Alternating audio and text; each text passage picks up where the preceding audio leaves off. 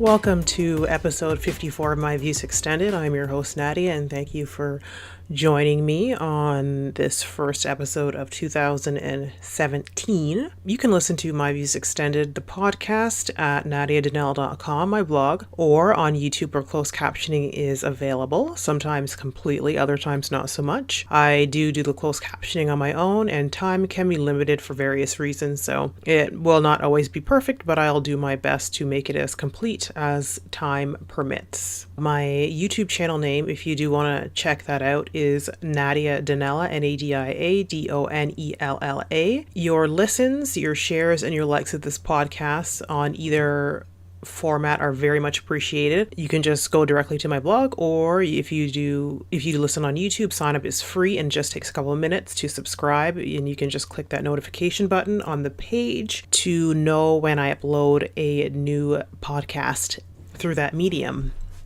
If you have any questions, you can contact me at myviewsextended@gmail.com, and I will get back to you as soon as possible. And as always, I will leave links to all social media sites in the show notes and description areas. I was quite interested to learn that food guidelines for infants has changed once again. There was a study that was sponsored by the National Institute of Allergy and Infectious Diseases, part of the National Institutes of Health, and they have found that introducing peanut products or peanuts, peanut butter, etc., to children earlier can actually deter or inhibit peanut allergies. This study focuses on 3 guidelines, and I'll leave a link to the study in the description area if you choose to read into it a bit more, read the full study. And I'll just go on ahead and read that. The first guideline 1, introducing foods containing peanuts as early as 4 to 6 months for infants considered high risk because they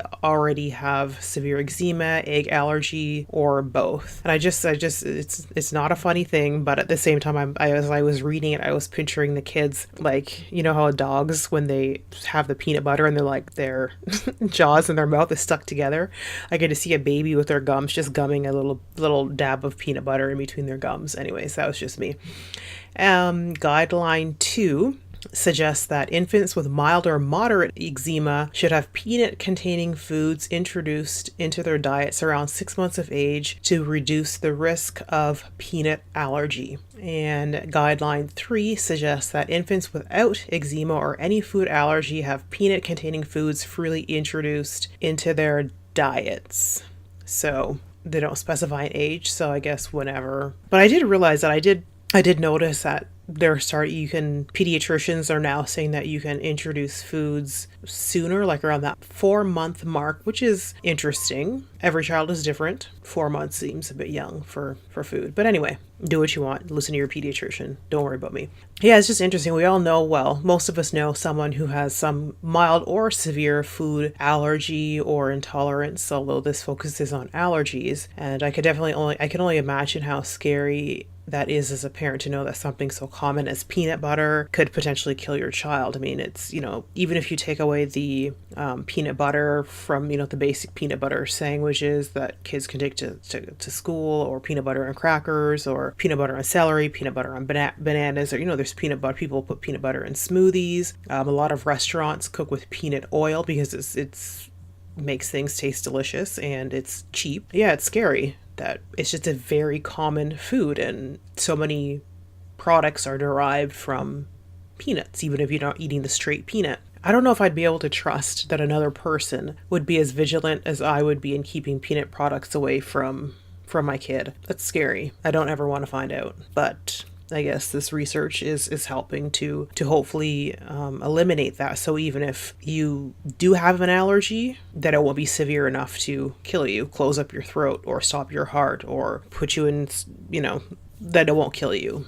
You may get the worst, instead of, having your throat close up or your tongue swell up. Hopefully the worst that will happen is you might get itchy from it or get a stomach ache. Not that those things are great, but if you can keep the deaths down from this allergy, and I'm sure they're focusing on the other food allergies, that is only a good thing. So another interesting study. This was Does the sound of your voice affect your career or how you are seen in a business setting? There was a study done by Candy Lee. She's a professor at Medhill at Northwestern University, and she studied 75 diverse students, 57 women and 18 men.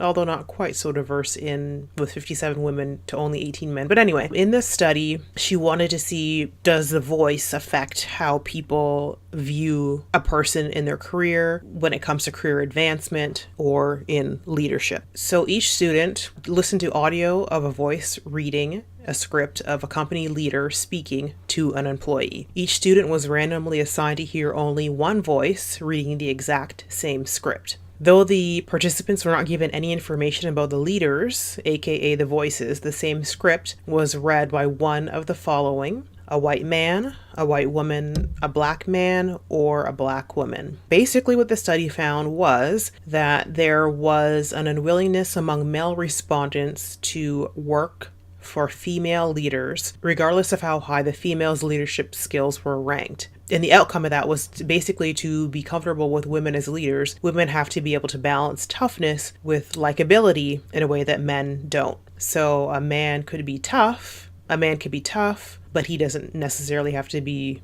likable. He doesn't have to have a great personality or great bedside manner, pretty much. The study also found that women's voices in particular can be considered shrill, which I guess would come off as annoying or demanding, overly demanding, or overly emotional if it's considered shrill. The study continued to ask, could sounding black or sounding female hurt prospects as they grow into leadership roles? And Candy Lee, her research shows that based solely on audio, a white man is the preferred leader over a black man, and a white woman and a black woman. And both men were preferred over both white and black women. And the results, in my opinion, of this study, it's a small study, obviously, and maybe things would be considered different depending on the country that you were in. Maybe not, I don't know. But the results are pretty much, they're disappointing, but they're not unexpected. I've had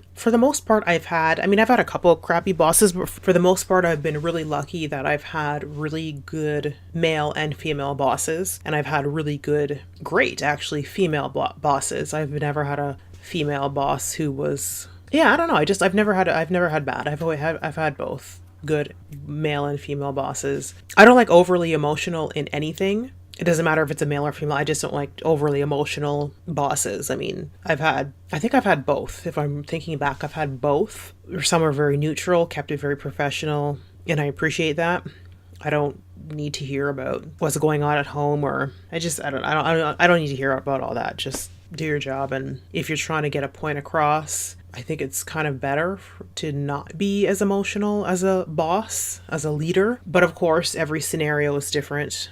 Depending on the field that you're in, there are exceptions to the rule. Yeah, I don't know. Do you deal with not being taken seriously in your career? Whether that's someone thinking that, say you're for an interview and somebody thinking that you're a different race, and then they come in and they're surprised. I've had that definitely, for sure. I don't sound black, whatever that means, but I'm in Canada. So even though I'm in Canada, I still get that, and I've heard that too from other black females and black males. It's like, we're in Canada, for the most part, we don't sound different. You can't, unless you have a specific accent, like from, I don't know, some other country, you can't really tell the race of somebody when they're speaking in Canada, whereas in the States, for the most part, obviously not always, but you can tell the difference most of the time in the States, unless they purposely change it. And obviously, like I said, there's exceptions to the rule, but even with that, people were surprised when I showed up. People were surprised when black males showed up, which I'm like, we're in Canada. Why are you surprised that I sound this way? Because this is how I always sound. I'm not putting on a voice for you. So that's irritating. That's really irritating. And I guess that shows how much media kind of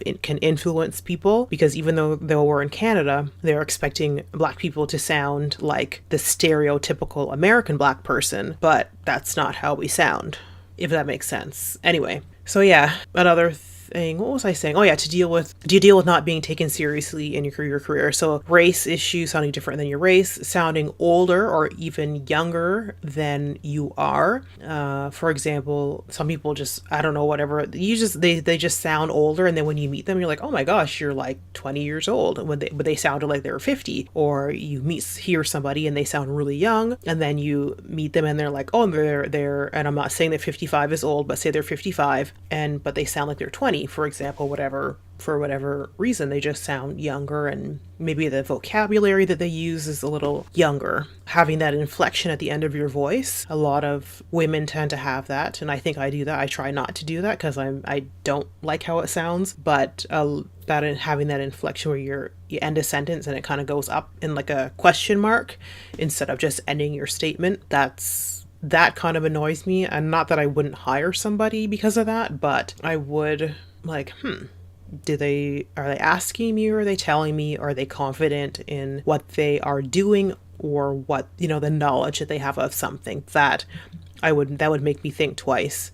when somebody has that question mark at the end of a sentence or a statement. Another thing, do males, if you're a male and you have a higher voice, would that factor into people taking you seriously or not? I don't know, because I guess I could even go into that thing of being a shorter male. I think they said that shorter men have a tendency to not make as much money, not make as much money, not advance in their careers as much, and their dating pool is smaller, something like that. And of course, again, there are always exceptions to the rule. There are a lot of powerful, rich, shorter men who have tens of, women that are tens on their arm. And I'm not saying that. Obviously, it's about your confidence that makes the difference. Do you deal with not being taken seriously in your career for whatever reason? I'd like to hear that. Drop it in the comment section below. I'd love to hear your stories and have you faced any of that, particularly when it pertains to the study about preferred leadership by, males, white males, black males, white females, black females, etc. Okay. And that is, that was from Forbes.com, and I will leave a link to that in the description area. Quote or saying of the week. Everyone has inside them a piece of good news. The good news is you don't know how great you can be, how much you can love, what you can accomplish, and what your potential is. Anne Frank. I just love that quote. I think it's just, I don't know, like when sometimes you picture something in your head, or it's not picture, when you're either reading something or listening to something and you picture it in your head, like a scene plays out. And I just like got like kind of like giddiness, and what did I feel? It was like giddiness and just children and happiness and freedom. And I think that is, I think that it's freeing, because once you realize that, no matter how bad everything may seem, how things aren't going quite how we want them to go, whether it's a time, a day, a year, if you kind of dig inside yourself, you can always find a piece of good news. Sometimes it's really hard to find that piece of good news, but there's always a piece of good news within you. And I just found it's a really simple quote, but I think it's a really powerful one, especially if you're kind of feeling not so great about yourself, or you're lacking confidence, whether it's, within yourself, within your relationship, within your career, school, friendship, etc. We have to remember, I think, as important as others are in socialization and being part of something is, that we have to remember that before we can make a difference in kind of everything else that's out there and make a difference with other people, we have to find that, like she said, that piece of good news within you. Everyone has inside them a piece of good news. The good news is that you don't know how great you can be, how much you can love. And that love is even, that love of yourself. Don't forget that. What you can accomplish and what your potential is. What I'm grateful for this past week, or maybe the beginning of this week as well, I guess. I'm grateful for my time off. Although I didn't enjoy it as much as I should have, but that is my own fault. And I am working on relaxing guilt free. That is very hard for me to do. Doing nothing or not much of anything, it's hard for me to do. I feel guilty when I shouldn't. I do not take enough time off, and I deserve the breaks that I do take. I have to remind myself of that. Everybody deserves time off. Is it always easy to get that time off? No. I get it, but everybody deserves some time off. Although I do have to say I should have gone away, if only for, a night or two, and then I would have had no choice but to relax because I would have been away from home, from work, computer. But that's okay. Next time I will go away. This will definitely give me some financial goals to work towards. And I'm dying to get back to the island, to Victoria at least. I do want to go a little further, but I definitely want to go to Victoria, if only for a few nights. And by myself, traveling with people is great. Like, if I traveling internationally, I like to do with other people. Traveling within the country, I'm kind of okay. Not all places, but for a few places, I'm kind of okay with. Like, I should say, no, let me amend that. For a few days, I'm okay with traveling by myself. For longer trips, anywhere, probably with other people. Anyway. Yeah. So Victoria is definitely a place that's on the agenda where I'd like to go. Where I can go is a little limited because I don't drive, so that limits where I can go and how remote I can go. But that is one thing that will, among other things, many other things that will change this year. Yeah, I just need to have some more time off. I think I'm going to try maybe once every 4 months. I was going to say 3 months, but no, that's not realistic. Maybe once every 4 months, I'm going to take at least a week off and no work, no nothing. I need to do that. I don't do that enough. Yeah, my days are long. My weeks are long, but that's okay because that's how it is. Yeah, I'm going to do that. I'm going to just find a way to have time off and not feel guilty because I work hard, and as much as I didn't really relax, I needed the time off, and I appreciated that I needed that time off. And I'm a little rusty, and this week is going to be interesting. This weekend is going to be rusty, getting back into the swing of things, getting back into filming and editing and so on. But I can already feel like I just woke up and I'm like, well, not even starting from Sunday, because I always start getting, you always prepare Sunday night, getting ready for the weekday. And I was nervous to start getting back into it, but I didn't dread it. And I think for me not to dread Mondays, I'm going to have to have some little recharge moments, whether it's a long weekend or a week or maybe even 2 weeks, hopefully. Yeah, I think I need to do that for myself. I was going to say something else and I completely forgot what it is. I'm grateful for my week off that I needed more than I can ever imagine. Next vacation, I will actually get out of the city and plan something. I don't know, but I'm going to get out next time. Just enjoy myself. Life is short. I was thinking the other day, I'm kind of rambling off a bit, but I was thinking the other day that, and I'm kind of disappointed with myself. I think I've wasted a lot of time. And I'm not saying life, I shouldn't say, life is not, how do I want to say this? Life is not wasted. Because, the things that you experience make you the person you are, whether good or bad. But I think I've wasted opportunities for fun. I'm way too serious about everything. It's hard for me to have fun, and I'm trying to change that. And I want this next part of my life to be fun.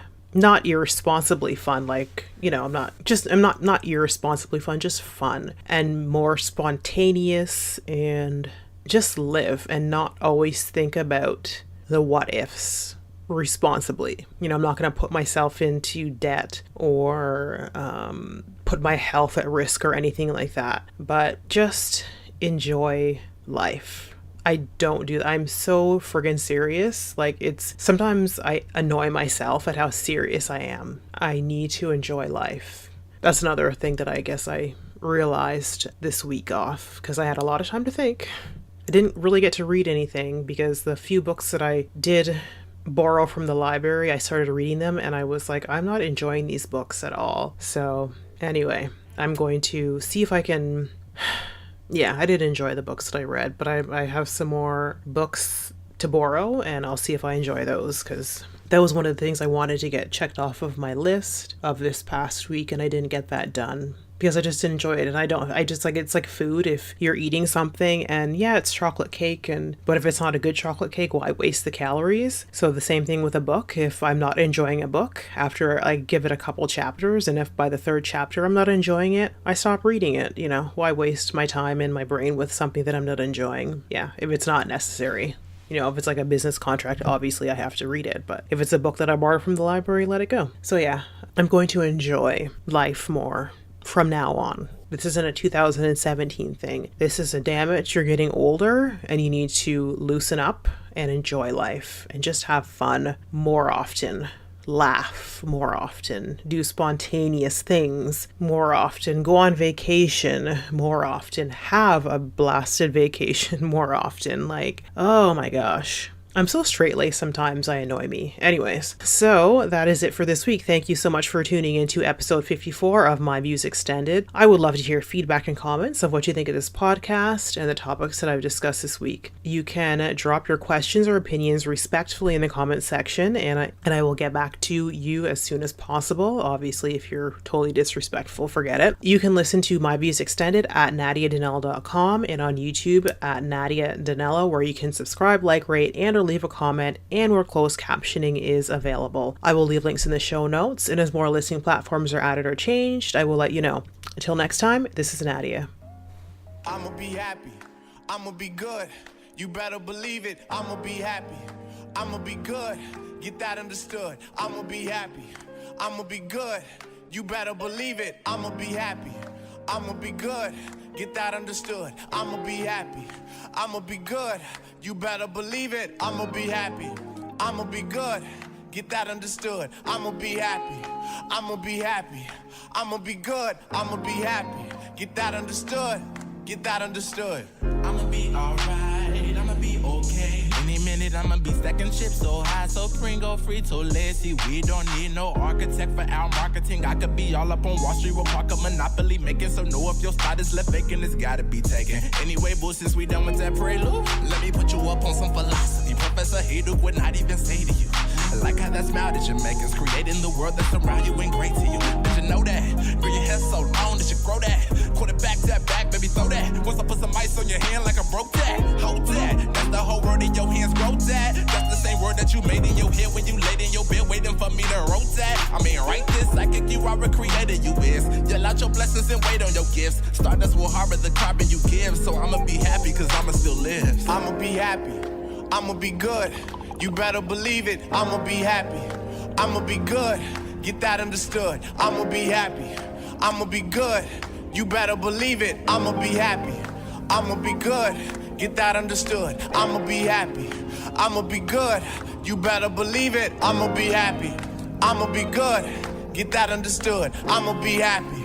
I'ma be happy. I'ma be good. I'ma be happy. Get that understood. Get that understood. My heart's been torn into pieces, my pride's been crushed and ego's been diminished. My life's been tossed to the floor, to the ceiling, up and down like I live on a coaster, but still I say love keeps lifting me higher and higher. So with every hit I take, I get stronger. I can go a little bit longer, make room for the infinite incident. Bounce a back, a hash attack. You better know who you dealing with. Feeling as if I was meant for this, finish this, sure I will. Quit killing this, sure I won't. I got 4 sisters, 1 brother, 1 dad, 1 mother, whole family to feed. It's a must I blow. Must I go hard on stage and walk like God? Cause good Lord knows that I ain't get to walk on graduation day. So every stage I grace, I walk like I ain't never walked before. And I speak like I done talked to God before. And I think like I done been let down before. But I smile like he done turned it around before. Like I ain't never had to frown before, and you know that. I'ma be happy. I'ma be good. You better believe it. I'ma be happy. I'ma be good. Get that understood. I'ma be happy. I'ma be good. You better believe it. I'ma be happy. I'ma be good. Get that understood. I'ma be happy. I'ma be good. You better believe it. I'ma be happy. I'ma be good. get that understood. I'ma be happy, I'ma be happy, I'ma be good, I'ma be happy, get that understood, get that understood. Speak into the atmosphere. Speak into the atmosphere. Speak into the atmosphere. Speak into the atmosphere. Speak into the atmosphere. Speak into the atmosphere. Speak into the atmosphere. Speak into the atmosphere. I'ma be happy, I'ma be good, you better believe it. I'ma be happy, I'ma be good, yeah, get that understood. I'ma be happy, I'ma be good, you better believe it.